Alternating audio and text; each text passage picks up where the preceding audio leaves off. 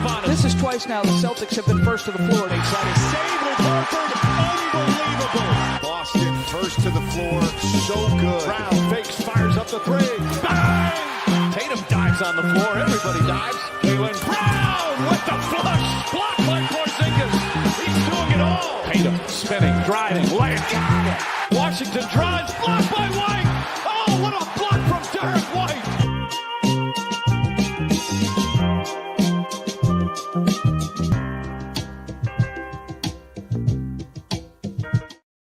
Welcome in First to the Floor podcast. Ben Vallis here, along with Wayne Spooney and Jake Eisenberg, off the back of an overall positive vibes, double loss, Celtics road trip, and last night's almost nothing win against the Wizards. Plenty to get to here this morning, gents. How are we doing? We're good, yeah. It's a moral victory weekend, it feels like.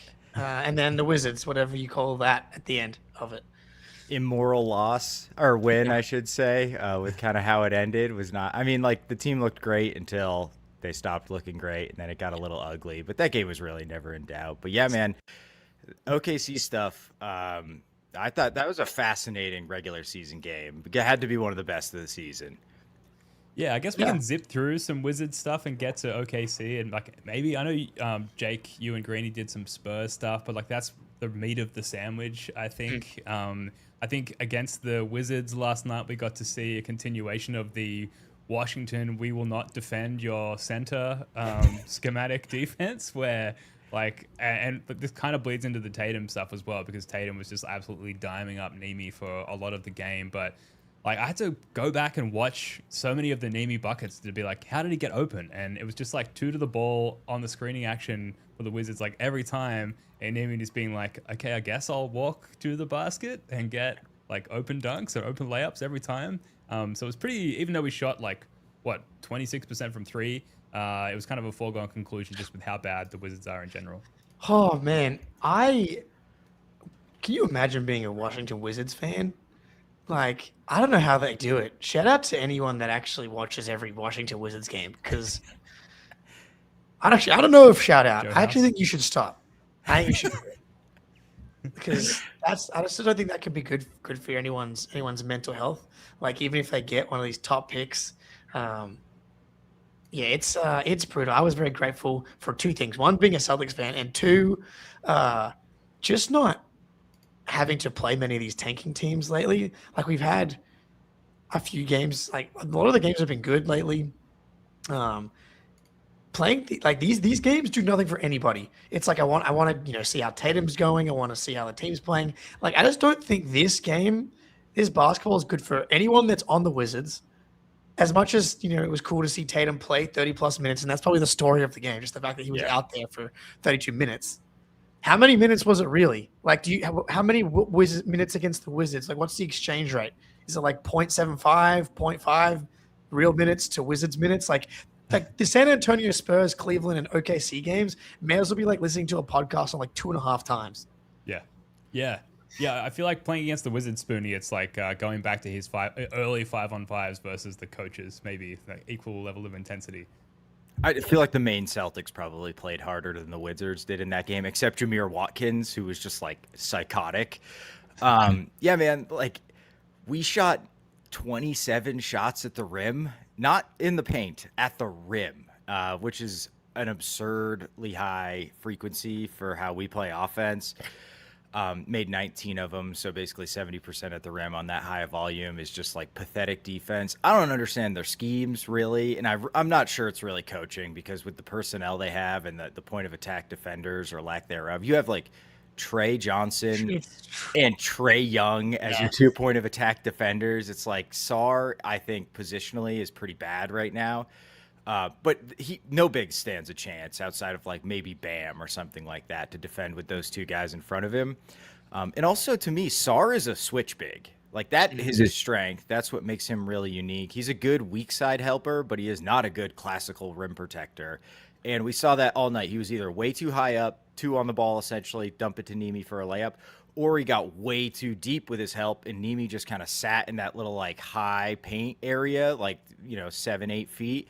And either made a nice strong move to the bucket or hit a couple of floaters. And then in the second half, they adjusted, started switching everything.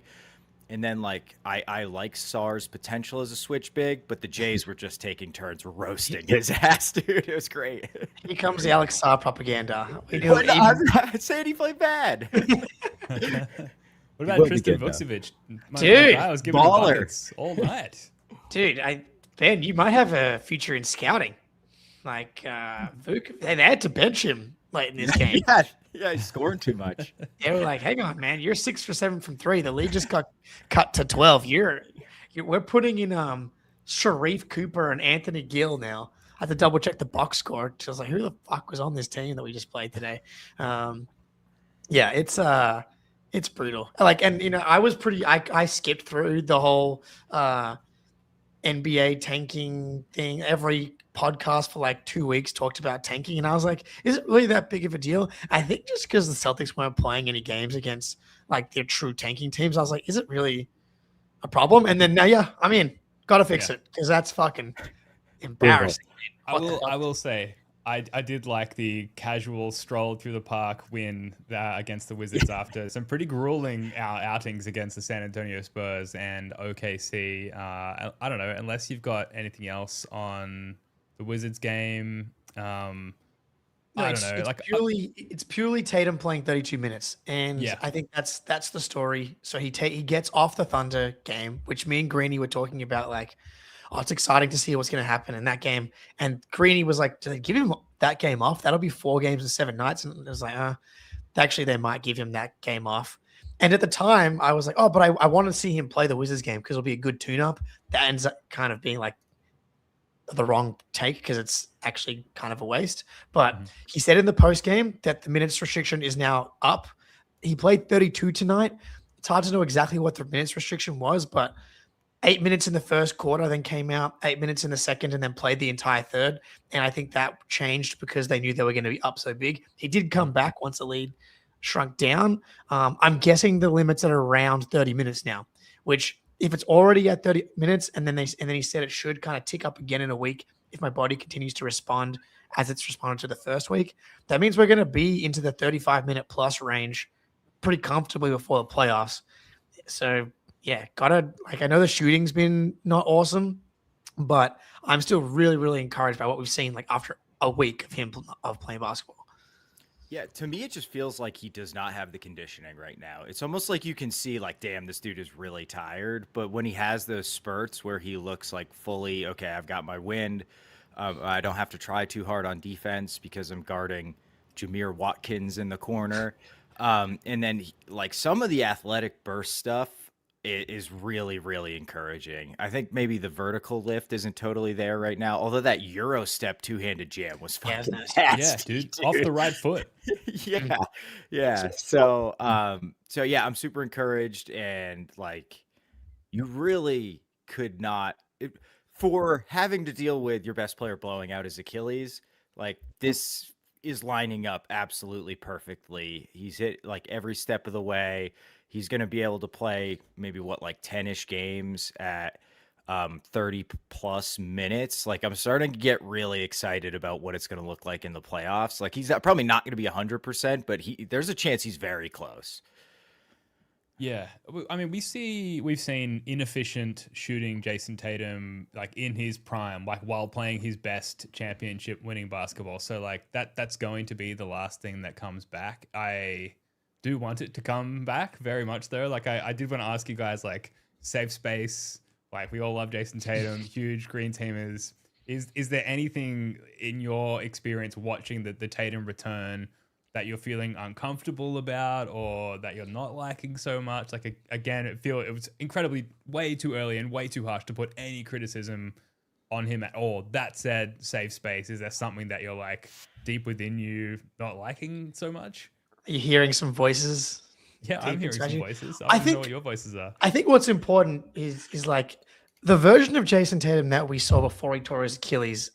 Go back and watch what we saw in Game 4 of the second round against the Knicks. Like, Tatum if that's 100%, getting to like 70%, I think is maybe realistic, because the dude that played in that game was playing 42 minutes a night, legitimately guarding every position and like locking up every position. not like the dude had like, I forget how many stocks it was, but it was out of control. The ability to toast everybody, the pull up, like there was not many, like on his best night, Tatum's ceiling is there with anybody. The consistency scoring wise, like that's what makes Shea and Jokic kind of, I think, a tier above, but like the consistent, like the ceiling games for him, I'm not sure if he's going to be able to have access to those this season. That's to me, it's like, I just don't think it's realistic. Like watching it, I know I'm torn on it because you're right, Ben. Like he has a 50% true shooting right now, which is like, oh, it's rust. He had a 50% true shooting in the 2024 NBA Finals, and a lot of that was just missing shots and layups. Like the Dallas defense didn't really give him a ton of trouble. He just like missed a bunch of shots that he can make. Yeah, and that kind of feels like what's going on here. Like he's missed a ton of layups that I feel like next season he will not be missing. I can think of like 2 or 3 just from the first half of this game. The one but the one sort of red flag, and I don't think it's a long-term red flag, but in the short term, speaking to playoff success, he has not recorded an assist on a drive yet. And he's driven like 22 or 3 times and 0 assists. That is not entirely his fault. I can think of a few. I think especially in the second game back, it's escaping me who he played. The Spurs game, right?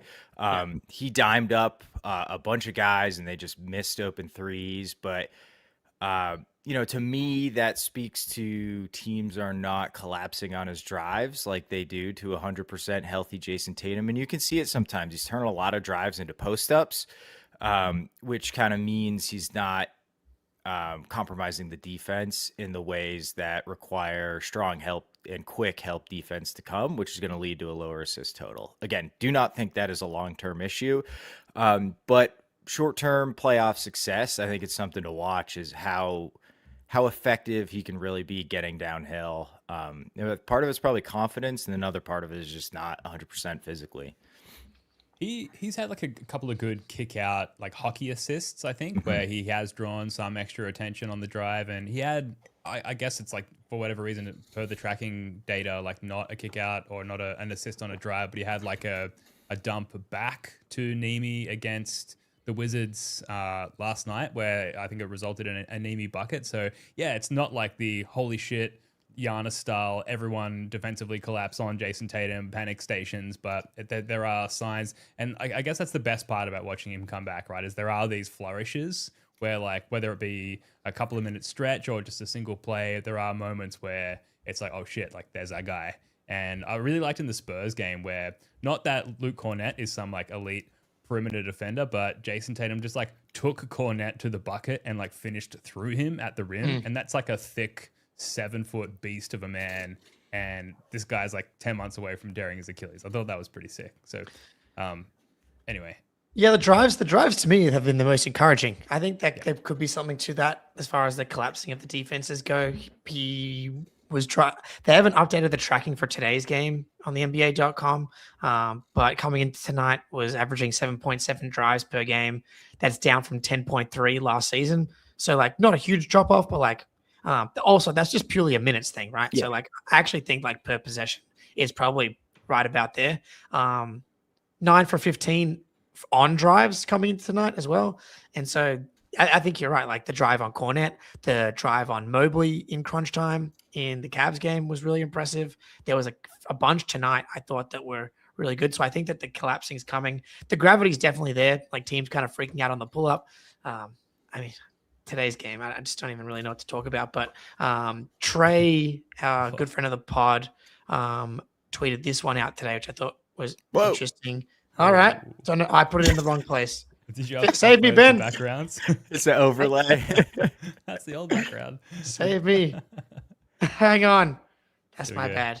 I put it in the wrong place. Here we go. Celtics have a turnover percentage of just 6% with Tatum on the court so far. Celtics turnover percentage for the season is just over 12%. Tatum has 18 assists to just 5 turnovers in his first 4 games. That's huge. And I think like the shot making, obviously you want that to come, but we've always talked about how Tatum is so much more than that. And like you can already look at some of the advanced metrics, like he's already in like the 98th percentile in Darko and stuff like that. It's because all of the which is he's such a Derek White superstar type guy. It's like I don't actually need to make shots to be incredible. It's the defensive versatility, the rebounding's already come back like to a high degree. The Celtics' strength being limiting turnovers, he suppresses the team's turnovers even more so. And so like you're dominating the margins to an even greater degree with him back on the court. So like he's averaging 28 minutes per game so far, 29 and 5. If you expand that to per 75 or per 36, that's 25, 11 and 6. All he really needs to do is make like 1.5 shots per game, and he's up to 56, 57% true shooting. So like when you look at it in that way, to me, it's like just a simple, once he gets his legs under him, we're going to have like all of the things that make Jayson Tatum such an impactful superstar pretty much there. Who knows if we'll get like to the peak level, but all the stuff that really like rises the tides of the team possession to possession, that's going to be there. Yeah, he leads the team in defensive rebounding percentage by a wide margin already. I just like, it's just such a it's just so nice to have him and Kata together on the glass defensively, because it turns us into a monster rebounding team on both ends. Shout out Jake, the rebounding sicko. He's like basically, yeah, exactly. He's basically in the top 10 for defensive rebounding percentage. And I suspect that's not going anywhere. This team really commits to boxing out too. And Tatum is not really a box out guy. He's more of like attack the ball at its peak.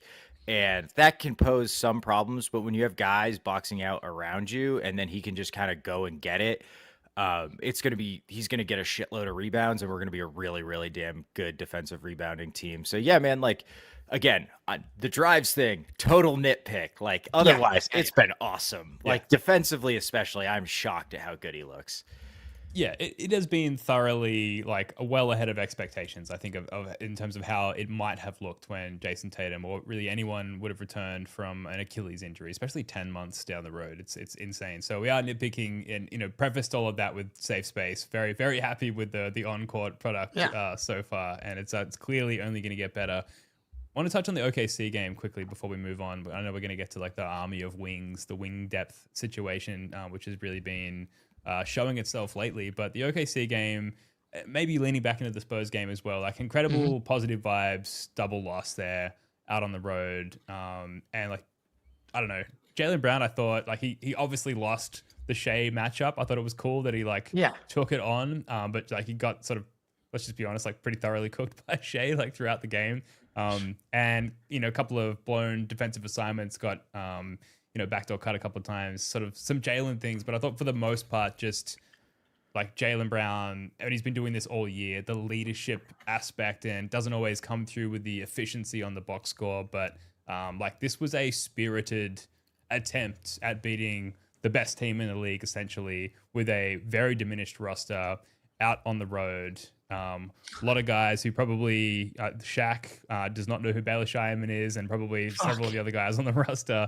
And despite that, just to get into crunch time with this OKC Thunder team, I think is like quite a testament to what's going on in Boston.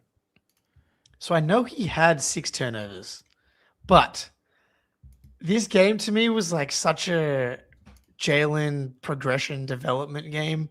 Like I know that he turned the ball over a lot, but he had the ball so much, and like this OKC defense is so insane. This version of Jaylen compared to like the 2023 Game 7 against the Miami Heat version of Jaylen, just night and day. I thought that Jaylen's ability to like put pressure on the defense and get advantages created on guys like Dort consistently, like it wasn't perfect. Obviously, it's incredibly tough task. Like one of the best defenses you'll see up and down, like in the history of the NBA. I thought he did a really good job, like driving the team, considering who was around him, and that just speaks to who he's become. But also gives me a ton of confidence for the playoffs, because like he's mitigated a lot of those weaknesses, like the evil Jaylen stuff when it matters. I'm actually surprised that 6 turnovers didn't feel that bad when I watched it. And the team only had 12 total. So and he had the ball at 34 points, 25 shots, got to the line a ton. Probably should stop complaining about the refs because he's getting. He's got a good I think whistle. they said a stat on the broadcast today that he has the second most drawn fouls in the league. Obviously, that's not all free throws, but 6 rebounds, 7 assists, 2 steals, and a block. I thought it was a pretty fucking good game from him. Yeah, dude, I would go one step further. I thought, considering the context, considering we didn't have Derek White or Jayson Tatum, honestly thought this was one of the better games of his career in the regular season, given who he was playing against and how much he was like asked to create. He had a 43 assist percentage. So 43 of his usage, the 43% of his possessions ended with an assist. I mean, that's absolutely crazy. When you're going against that defense, look, it was just like a slow, grinded out game where basically it was a race to 100 just about. And Jaylen was asked to do basically everything. Nobody else cracked 15 points. Second highest scorer on the team was Peyton Pritchard with 14, and he had 34. Like, was it a little bit inefficient? Yeah, it was a little bit inefficient, but still, like, and I think the biggest thing for me, I don't give a shit about the 6 turnovers. Like, considering he basically drove against a completely set OKC defense, I don't know, 35 times. Yeah. 6 turnovers is just fine. I think to your point, Jake, 12 as a team, that's like basically our season average. That's just fine. Especially against OKC. And I just felt like the last few seasons, and this is a Jaylen point, but also kind of as part of the broader discussion about the wings, the last couple seasons when it's like Drew and KP and Al Horford, whenever we played OKC, it's just like, man, we just can't like compete with this team physically. And I thought Jaylen looked like the biggest, fastest, best looking dude out there the entire night. Yeah, buddy. Nobody could stay in front of him. And like some of the drives where he just like Jerome Bettis like smashed into 3 guys, all of them bounce off of him, and then he either kicks it or goes up for a layup or gets fouled. Like, I was just absurdly impressed with Jaylen Brown. I mean, I have been all season. Like, this is just an extension of how he's been playing all year, but he really fucking brought it against OKC, and you could tell he wanted to win this game very, very badly. 38.9% usage in this game. Yeah. So like 6 turnovers, like when you're talking about from and Troy had a good point in the chat. At least 2 of them I think were like offensive fouls. Yep. So which obviously count, but that's different to the types of turnovers that really kill you. And let's not forget he had the shot that tied it with like filthy too. Right. Yeah. That was disgusting. So who knows if they would have won in overtime, like they probably still would have lost, but like it should have gone to OT and then kind of a ticky-tack one at the end, but like he's I love him in those moments. Again, just to get to that point, I think given the diminished roster is a huge success. I know that we're not supposed to celebrate losses and moral victories and all of that, but I just thought that this roster getting to that juncture, against this team was wildly impressive. Couple of other notable takeaways, just Baylor, Ugo, like just the fucking hard hat on, like doing work. Baylor had 3 offensive boards. Ugo had himself a nice game as well and like fairly efficient, and I thought really put his mark. Like you talked about Jaylen Brown's physicality before.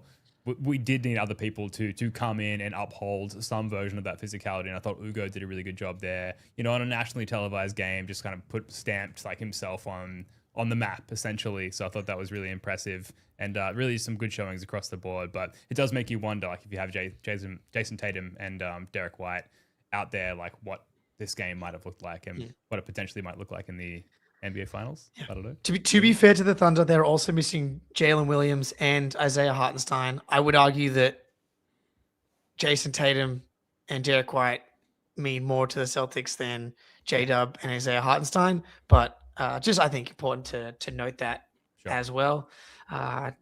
Great. Like 3 stretch of games just from a pure basketball standpoint, the Cavs, Spurs, and Thunder game, and then like to proceed that with the Mavericks game, like the Tatum return.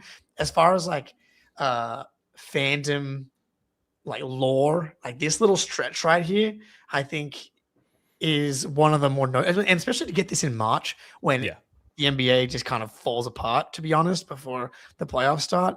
It's kind of nice to have this as Celtics fan where it's like just kind of get us to the playoffs. But we've got the Tatum return to track as like the big thing. But this last few games was a treat, dare I say, as a basketball fan. Yeah, some fucking high level playoff style basketball in the Spurs and OKC games. And I was going into these two games like, I just want to look like we belong. You know what I mean? Because I have said it a couple times throughout the season, not really in a derogatory way, but we're kind of try-harding the regular season. You know what I mean? You could just rack up. It's like feels like the early Julius Randle Tibbs Knicks, where it's like they won 50 games and then they just suck in the playoffs. Like I think we're better than those teams, but there is some parallels there. Where it's built around like one guy and everybody just plays super hard and offensive rebounds like crazy. So I think these two losses, as crazy as that sounds, made me feel way more confident for our ability to like make the finals, especially with the Tatum buildup coming and him getting healthier and healthier. I just think like Ugo, Baylor, Jordan Walsh, maybe even Ron Harper Jr. are dudes that you can be like, we need 7 minutes from you in it's round 2 of the playoffs. We need 7 minutes and you need to do this and this and like make open threes. I trust all of those guys. Like if they, which is fucking crazy to say coming into this season, where I would have been happy if one of them hit. And like I thought Walshy did just fine, hit some shots. I thought his defense was mostly pretty good, a little foul happy as he tends to be. Shea's a tough matchup for a guy. Oh my God, he's so good. I know it's obnoxious. I know it's crazy. So good. Yeah. But ultimately, dude, like I was wrong about like, hold on. Steven called me out in the Discord. I was busy and I couldn't respond. He said, no one's been more wrong than Wayne Spooney was about Baylor Scheierman. All I ever said about Baylor was let's pump the brakes and not say, oh, he can just replace Sam Hauser. That is what my position was always. Like, there's a lot of risk taking an older guy because he better show it soon. He had objectively a dog shit rookie season. Yeah. And that was always my concern with the pick is like, he better be good early because otherwise he's going to be 30, right? When his rookie contract expires. And like, I think Sam Hauser's really good and we shouldn't be banking on this guy to replace Sam Hauser. Was all of that wrong? Yes. But I don't think that's an unreasonable position. Anyway, Baylor is so goddamn good. And like he looked, I thought he was maybe our second best player in this game. Dude, it's the consistency now from him is really impressive. And it's just, he's showing it all. It's like, could he defending everyone? The rebounding is really translating. And it's must the timing on even today in the Wizards game, he had one where he like came in, had a ricochet off someone, back to him, kept his feet in bounds like a receiver, and then tapped it back out. Like it's both the defense and the offensive class, the catch and shoot stuff, the range is there, the no dip threes, and then like trusting himself on drives to make plays and make passes. All of this feels like you got to caveat it with the like we'll see what happens in the playoffs. Sure. But if like these guys, any of these guys turning into guys that can help you rack up regular season wins to keep the load off the main guys is a win at pick 30. Like all of these guys are already hits if they can help you rack up W's in the regular season. To be fair to you, Spoonie, with the Baylor stuff, like all we ever did was when he was playing like shit, say he seems to be quite shit right now, and then he got good, and now we're talking about how good he is. That's sometimes like there's takes and there's predictions, and I was right, I was wrong, and sometimes it's just like I'm just calling it like I see it. Like we were in Summer League a couple of years ago and watching it remotely at the beginning of this season, like he was not good. There were not promising signs, so it's great that it turned out the way that it has. Obviously, we want all Celtics players to be like the best, but with Baylor Scheierman, you can go back, watch the tape. The signs were not good, but fantastic outcome regardless. We are going to take a break. Hear a quick word from our friends over at Prize Picks. If you're looking for something to do over the next 30 seconds, please hit the subscribe button, hit the like button. But in the meantime, here's a quick word from our friends over at Prize Picks. That's right. You know what time it is? It's Prize Picks time. We're going more on JT points, rebounds, and assists. They're all coming. He did go slightly under today on the points. And Peyton Pritchard also hurt me. His line was like 14.5, and he only had 4 points today, which is quite weird. But we got the Suns coming to town. Going to be a lot more juice to that matchup. Devin Booker's back. I think we ride. JT is going to be at the 30, 32-minute mark range. We know he's always one game away from catching fire. So I'm thinking more, get a little JT, put it all together, go for more on points, rebounds, and assists. Download the app today. Use code CLNS to get $50 instantly after you play your first $5 lineup. Download the app today. Use code CLNS to get $50 instantly after you play your first $5 lineup. It's good to be right. It's good to be right. And it's good to be a Celtics fan, guys, because we have an abundance of elite wings, you might say. And just to run through some names in order of eliteness this season: Jaylen Brown, Jayson Tatum. So I guess in my mind, I'm going through the hierarchy in order right now. Jaylen Brown, Jayson Tatum, Sam Hauser, Baylor Scheierman. He has been a starter, I think, for the majority compared to the other role players. Ugo Gonzalez, Ron Harper Jr. ahead of Jordan Walsh, which I feel strongly about as a ride and die Walshy guy. Does that feel accurate to you guys? I wouldn't be opposed to like renaming this the Ron Harper Jr. podcast at this point.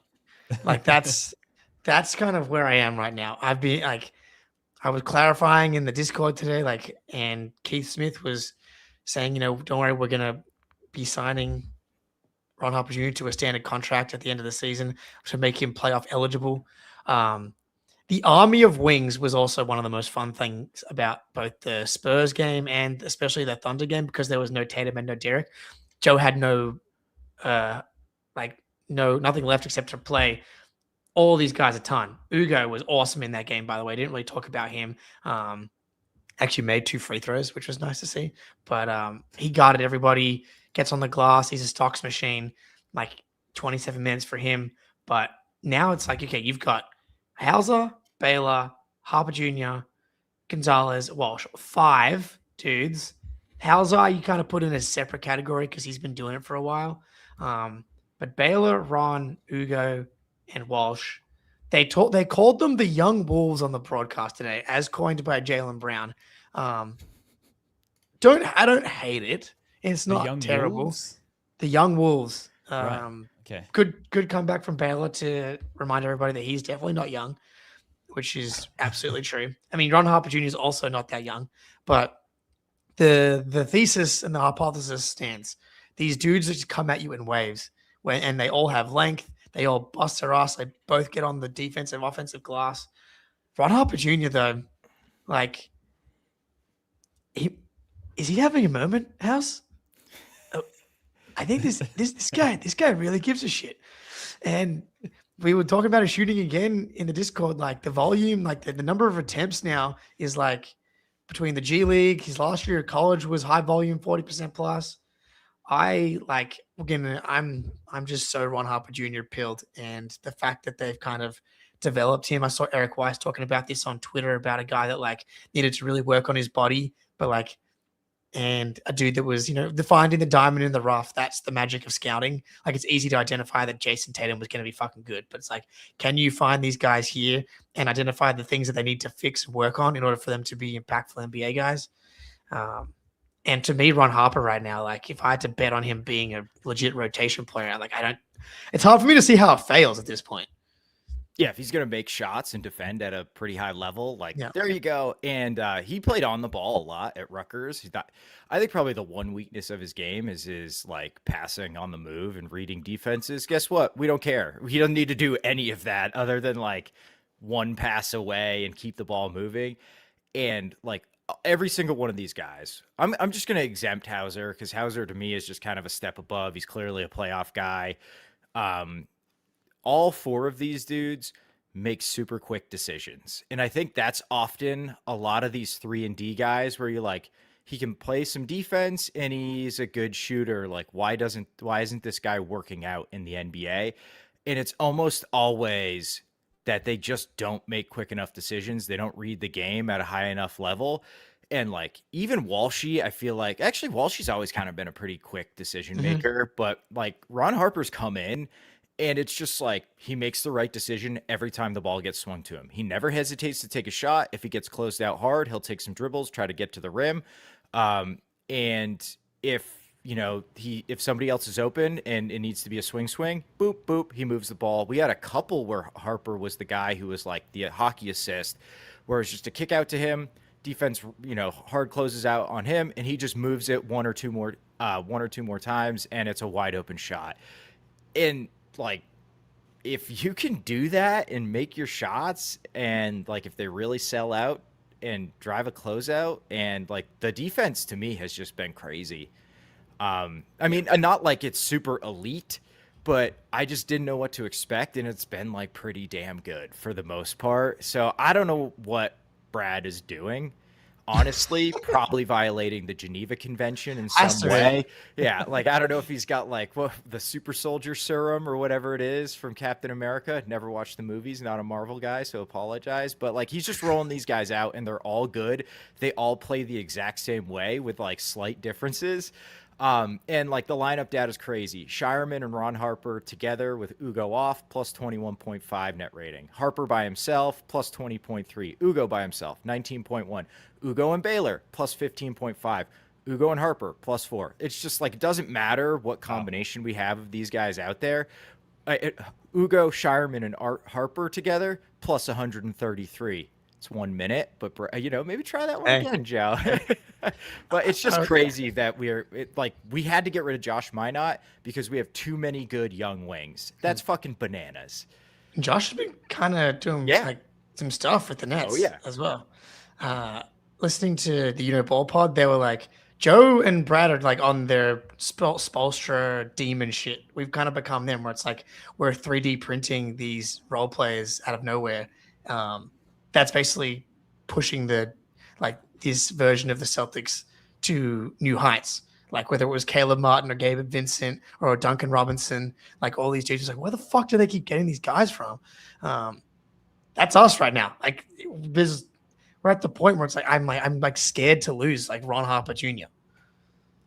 Yeah, well, I mean, like you said, Keith Smith has said like the move is to sign him on the last day of the season, and that for whatever reason, CBA wise and playoff eligibility wise, is the right move. So I think that's going to happen. But yeah, the amount of times I've thought I've known what the talent hierarchy is with our role players, and early in the season it was like Josh Minot, clear front runner, Jordan Walsh, he's getting all these minutes, like clear runner up, front runner, whatever you want to call it, and then like Baylor, Ugo kind of falling in behind that, and it's shuffled and changed so many times, and what the sort of eventual outcome has been is that all of them are kind of like equally awesome in their own right. They all have their own little like pocket that they feel they're their own little puzzle piece, and certain nights, certain needs, and with certain personnel out, different guys can come in and fill these roles. And like that is a while ago now, but against the Rockets where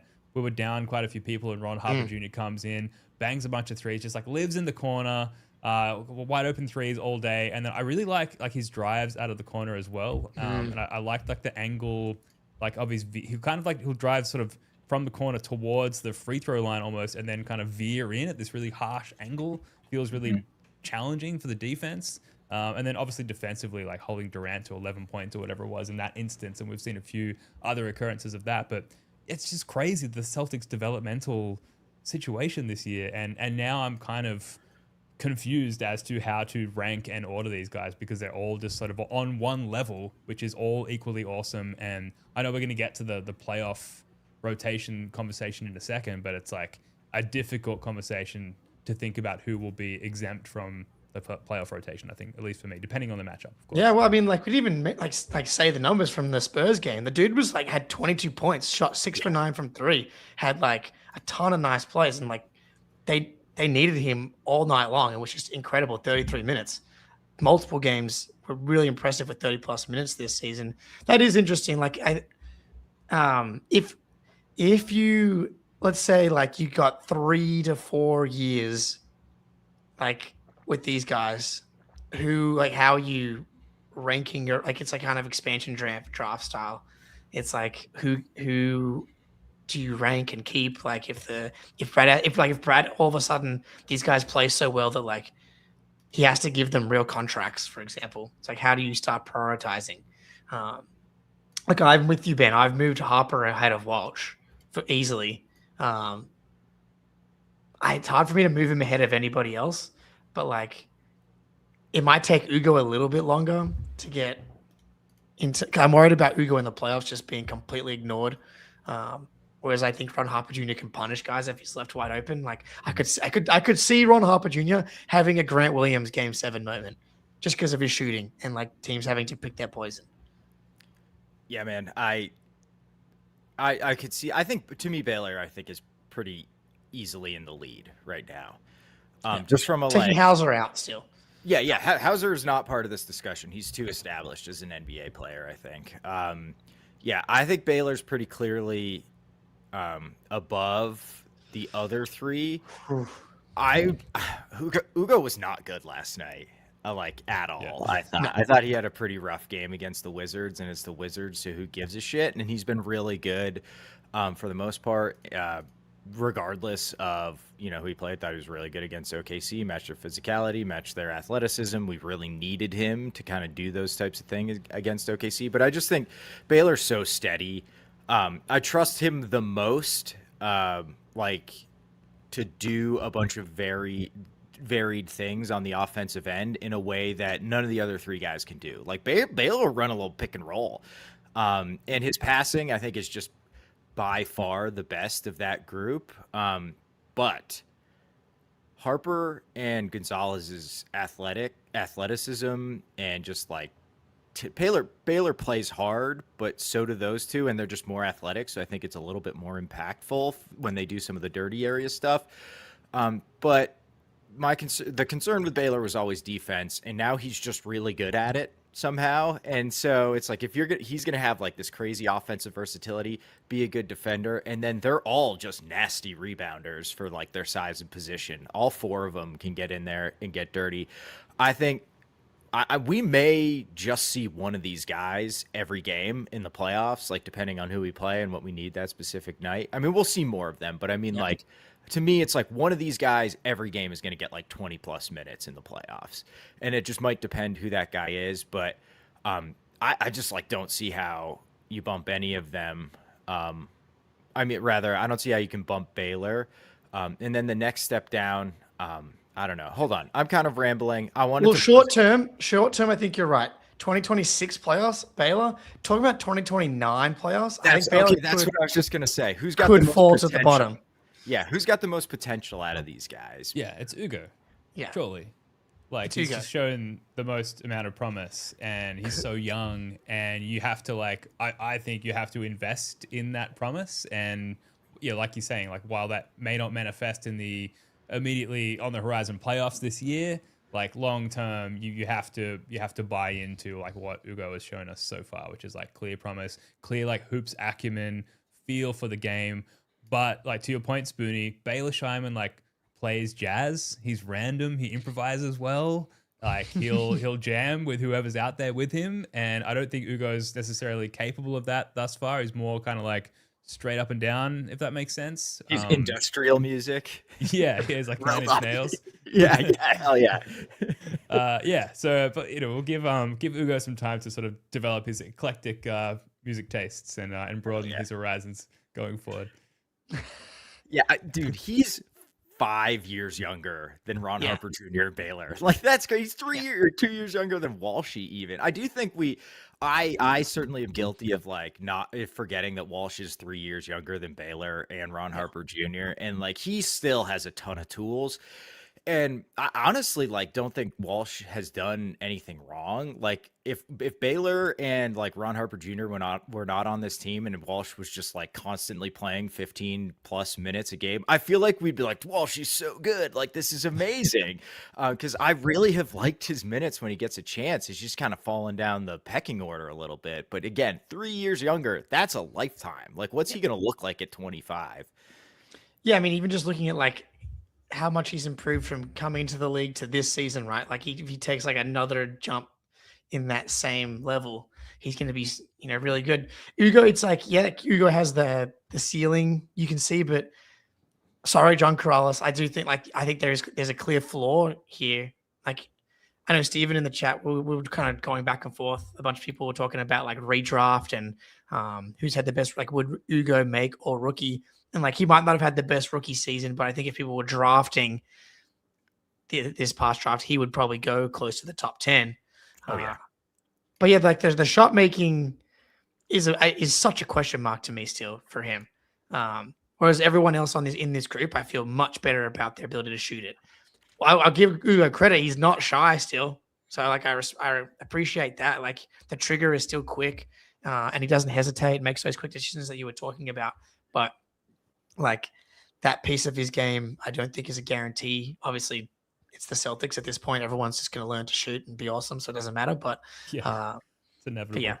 Yeah, I'm very, and obviously I've been talking about Ugo's frame since the moment I met him, and like 3 years from now, 3 off seasons of Ugo on like the Avengers program, like, and he's already able to guard guys like possessions with Towns and stuff like that. Like that's very tantalizing to me, and I need to see it. The shot aesthetic disparity between Ugo and Baylor, like Ugo's shot looks, I think, sound from toes to fingertips. Obviously, the outcome not so great in terms of the orange ball going through the basket. But Baylor Scheierman, his feet, his base, his hips are fucking all over the place with his shot release. It's like it gives me a headache to watch him try and shoot. But like he does put legitimate pressure on the defense, and he does gel well with the other guys out there, and he does create opportunities. So yeah, like the outcome is better for Baylor at the moment, but just aesthetically, jump shot fundamentals alone, I have to believe in what Ugo's got going on because it just looks so sound. Am I crazy? I just can't believe Baylor's this good. Like you were talking about that, and I just believed all of that, and I'm just like, how we really got our cake and are eating it every game. Like coming into the season, we're like, we want to see, we'll be lucky if we get, 500 Ugo minutes. We're going to get over 1,000. We're going to get over 1,000 Ugo minutes, over 1,000 Walsh minutes, over 1,000. We've already got over 1,000 Baylor minutes. And like the sample size for Baylor's 3-point shots getting bigger, 177 3-point attempts, 38%. And like, it's not on just wide open stuff, like the no dip stuff, deep catch and shoot things, like late shot. Like he's not shy either. Like he all types of shots. He wants the shots to be hard. And so like it's not just like I'm trying to think of like Walsh's shot diet 3-point wise, much like Walsh is shooting 41%. I would say Baylor's shot difficulty has been quite a bit higher than Walsh's. Yeah, so this was like the thing about him at Creighton is he was just like, I don't know, what's the lead instrument in jazz? Is it like the guitar, keyboardist or something? Yeah, piano. Yeah, okay, so he was the penis in Creighton, the pianist in Creighton. And now he's, like the maraca guy. I don't know. I know nothing. The triangle dude in the back. Yeah, jazz guy, Spoonie. Cowbell. Yeah, you know me, big jazz guy. He's like the drummer now. And so it's just an entirely different role. And that was always part of my concern is like, can he downsize his role and still be comfortable? And like the way he has turned the like sort of swashbuckling swagger of his Creighton, and like now he like doses it in like micro doses where it's like, oh, the ball got swung to me with 6 seconds on the shot clock. Here comes a Baylor shot, and it's like that's fine. Lefty hook. The lefty hook. Like, all right, that's fine. And then otherwise, like he's not doing any of the dumb shit that costs you possessions, like he kind of was. I feel like last year, early in the season, it just felt like he was pressing to be like, I'm going to do some awesome stuff so I can earn my minutes. And then the second he was like, I'm going to play really hard, do the little stuff, and the offense will come. And it's crazy. I am getting irresponsible with some of my projections for like what he could look like. I got to remember he's 25 and it's like he's not a finished product. He can get better, but he does not have like this, exponential potential like Ugo potentially does. But Ugo may, like the floor is not Derek White with Ugo too, like Baylor could end up just being better than him for their entire career as well. And I'm just really, really excited with like what we've turned Baylor into. And again, it just makes no sense. I don't know, but it's amazing. Yeah. So just Baylor getting the Don Nelson comp from RJ here in the comments, which is I love this from RJ. I would say I'm crazy familiar with Don Nelson's game, but I don't know. Does that ring true to either of you? I was gonna say the historical comps for style, not career outcome from RJ. I know the older crowd will enjoy this. Ugo Havlicek, again, style, not career outcome. Important to note here. Walsh, Don Chaney, Ron Harper Jr., ML Carr, Baylor, Don Nelson.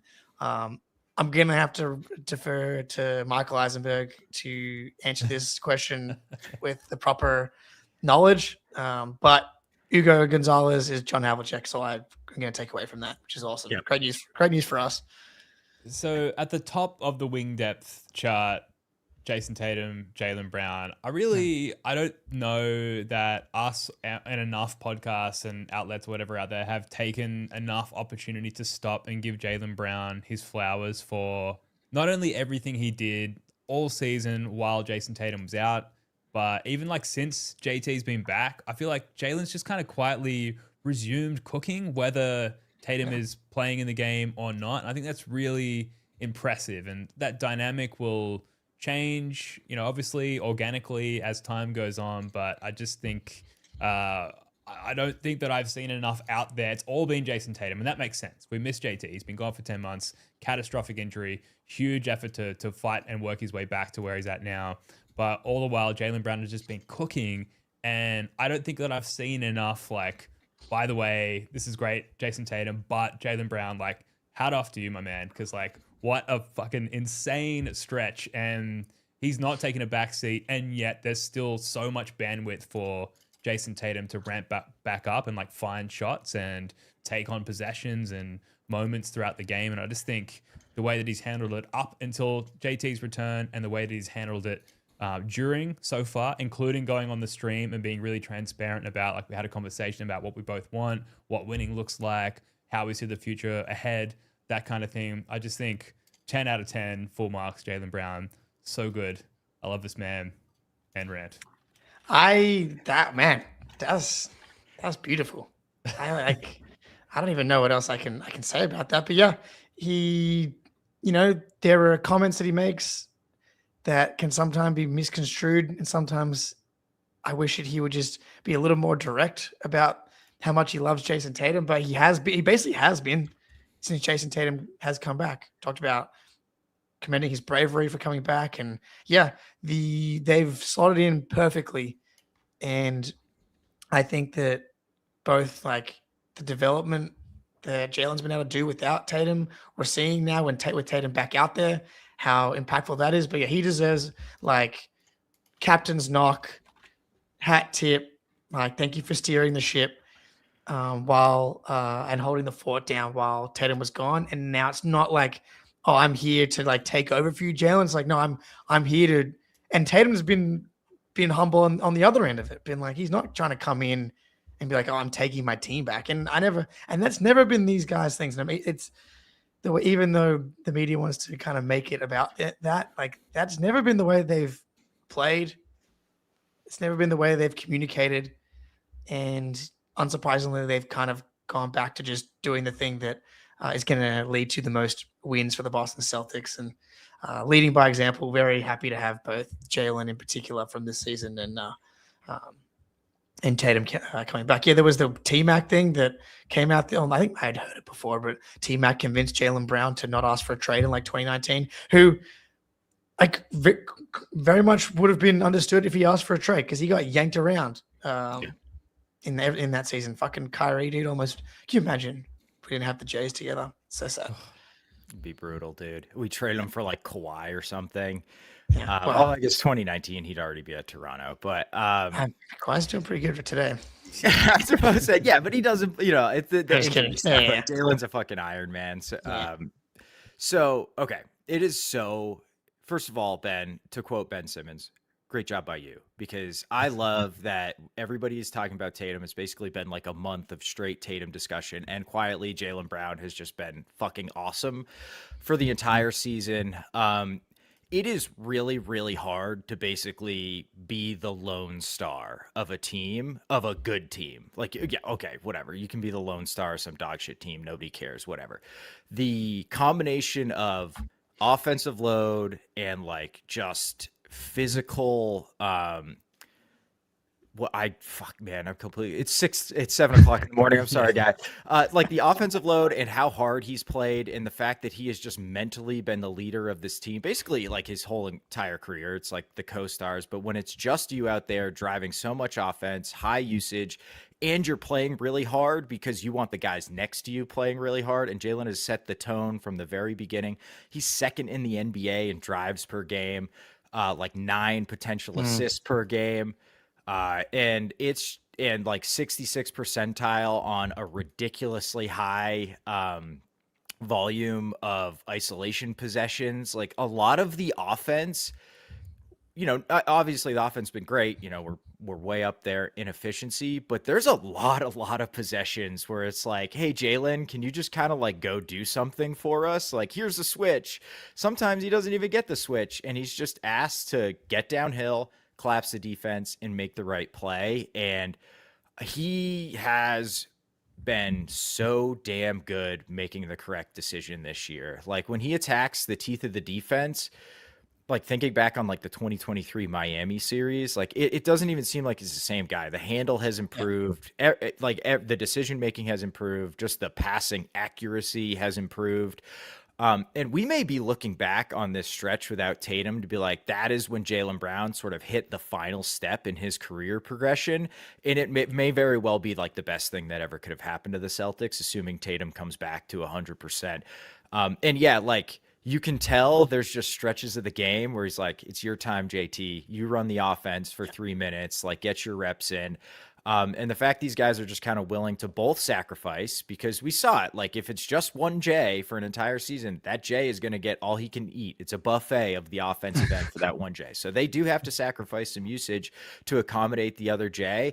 And it's been like seamless with like it, I didn't really buy into the fit issues, like even, a month from Tatum's debut, but I think it was reasonable to assume it would take a couple weeks. It really hasn't, man. And a big part of that is Jaylen Brown's ability to be super versatile on both ends, sacrifice a little bit, and just play really, really fucking hard, which is hard to do over an entire NBA season.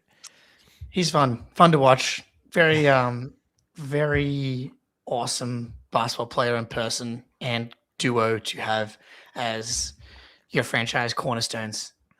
It would be very on brand for the Celtics to turn Tatum's Achilles tear into like the perfect what if situation. It's like, oh, well, it kind of spawned 5 wings and Jaylen Brown leveled up into like a top 10 player.